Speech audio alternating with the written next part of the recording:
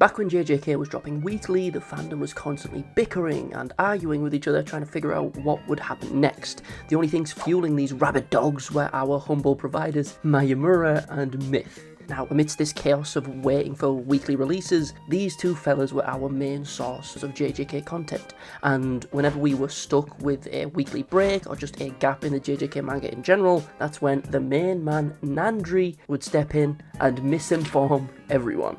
If you don't know his name, but you were reading the manga as it was releasing, you will recognise his art. All of it was shared everywhere across social media when it was released. Instagram, TikTok, Twitter, it was literally everywhere. And I imagine a lot of the more uninformed people, like anime onlys, they probably fell for some of them, as this dude has got a really strong grasp on Gege's art style. I mean, to be honest, he steals art styles like Mega Man steals powers. Even I will admit that there were two pieces of art that he made that I legitimately fell for, and they were both fake anime releases. The first was for a fake anime remake for Tokyo Ghoul, which hurt my soul because I'm so desperate for it, I'll believe anything at this point. And the second was for a My Hero Vigilantes anime, which, if you didn't already know, we did eventually get, which, you know, is pretty cool. But more specifically, his fake leaks are something I sorely miss about Jujutsu Kaisen's manga releasing weekly. Alongside the memes and jokes that were coming out, the fake leaks were a huge part of the culture at the time. But one thing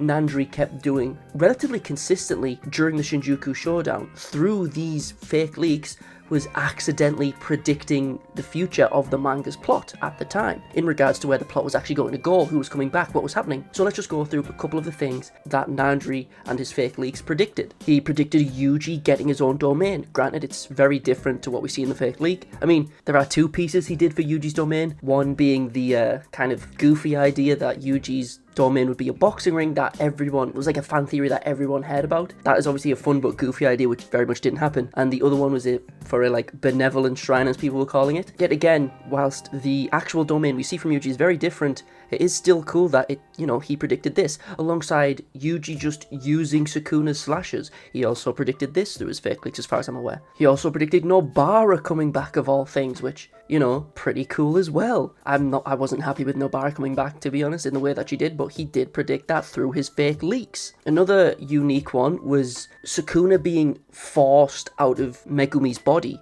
by Yuji. That was also done in a fake leak quite a while prior, as far as I'm aware, and it looked quite similar to how it did in the official manga release, which is pretty cool. He predicted Nobara also just doing resonance. He predicted Yuta doing Hollow Purple, which, though it may be different in the official release, as, you know, Yuta was in Gojo's body, but the posing and everything, it's still very similar. He also, of course, had a couple predictions of Gojo coming back as well. He also predicted Yuta getting sliced in half, which is also kind of neat. But let's go through some of his other fake leaks, which were just interesting, though they didn't, you know, predict the plot or anything. Like, of course, my favourite, which I got coloured, and I'm going to do like a nice little After Effects edit in the future, is this Kusakabe Black Flash panel. Obviously, I wanted Kusakabe hit a Black Flash, he's my goat, he should have done more, but whatever. He also had this interesting idea of, you know, Yuta being in Gojo's body, which was something a lot of people predicted and hoped for, and vice versa. He drew a leak of Gojo in Yuta's body, which again, it's an interesting idea, but obviously it wouldn't work because he was just dead. Okay, he was just literally dead and he wasn't being kept alive like Yuta was in Rika, but whatever. He also had an interesting looking concept for Miguel's domain, which was like him on bongo drums dancing and stuff like that, with like some disembodied hands in the background, which looks really interesting, which is a cool design. I'm very much a fan of this. One thing, however, that he did draw, which is just kind of annoying that it,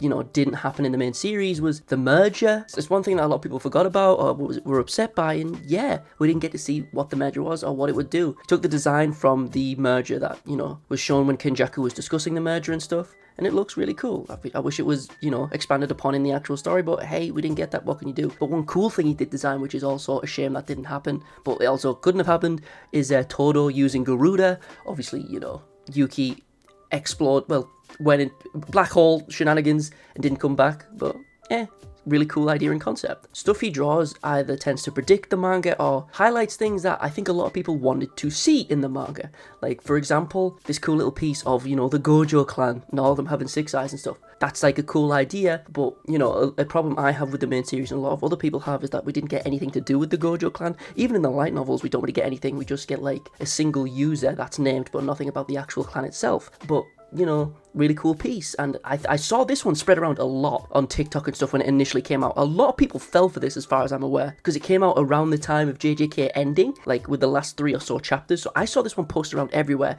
while everyone was waiting around, waiting for the sequel. This was like, this is the fake leak I remember that fooled the most people as far as I'm aware. And another really cool one, which yet again, I would have been fine if it happened, to be honest, is Uraume beating Akari, because the ending we got for Uraume and Akari, like, it wasn't even a fight, we didn't see anything. At least if one of them died, we might have been able to see it, but guess not. It was just a stalemate, and then Uraume just cuts her own head off. Great, love that, huge. Also, one final one I will mention, which is another thing a lot of people predicted, is Yuji using Fuga, or the Flame Arrow, or whatever you want to call it. Now, a lot of people predicted Yuji getting Fuga. A lot of people also predicted he got, you know, Sukuna Slashes, which, you know, he did get Dismantle, as also predicted by Nandry.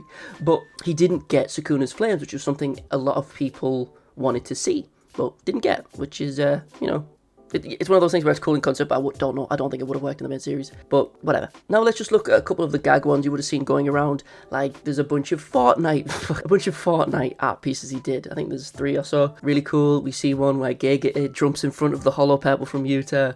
We've got, you know, Gojo fighting with no legs. We've got like a bunch of stuff, right? I love this dude's art. I'm an absolute fan. It's great. But his artwork brings up something very interesting. Now, the response to Nandry's art is, as far as I'm aware, a very positive response. People enjoy his art, having fun with the leaks, either spreading a little bit of misinformation or just giggling at his more goofy pieces, like with Mordecai and Rigby and Goku showing up. But his art is kind of the antithesis of another creator and their creation. Now, who am I referring to? Nandry and his leaks are the exact polar opposite of Jujutsu no Kaisen and its art. Because Nandry is someone who, you know, actually draws. He drew more and more JJK stuff, and over time we got a grasp on Gege's art style, which is highly respectable and looks good. Whilst on the opposite end of the spectrum, you have Jujutsu no Kaisen, which, you know, uses AI, it traces Gege's artwork, it traces other manga's artwork, and it is, as a result, you know, viewed by the fandom in a very negative light. And it's an interesting thing to look at, how people in the JJK fandom view these two things. Nandry, the GOAT, draws funny art, draws great art, draws cool art.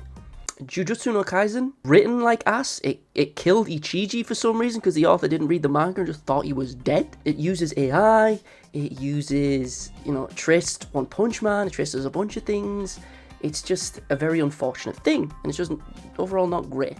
And the author seems like a bit of a dick. However, as I said though at the start, these fake leaks from Nandry are something that I very much miss, you know, seeing on like a weekly or semi-weekly basis. As we would wait for a chapter, we'd see a page of Yuta getting slashed in half and everyone be up in arms because some people would actually fall for it, you know? When looking back at these fake leaks, it reminds me of scrolling through TikTok and seeing all these stupid edits and seeing people theory craft about how it was going to end and all this other stuff. And now, you know, as I say, looking at this art, it just reminds me that it's all over now. JJK, manga's over, the anime is not coming out for a while, and it's just kind of, you know, whatever. But yeah, that's pretty much all I've got to say on regards to fake leaks. Whilst there were some other fake leaks not done by Nandry, Nandry's were the most convincing at the time and also the most prevalent. That's the reason I only discussed him and his artwork. Feel free to like look at his Twitter. He did the same exact thing for My Hero when the manga was coming out for that with a bunch of fake leaks and stuff, which is great. And he's just got some really cool art overall, so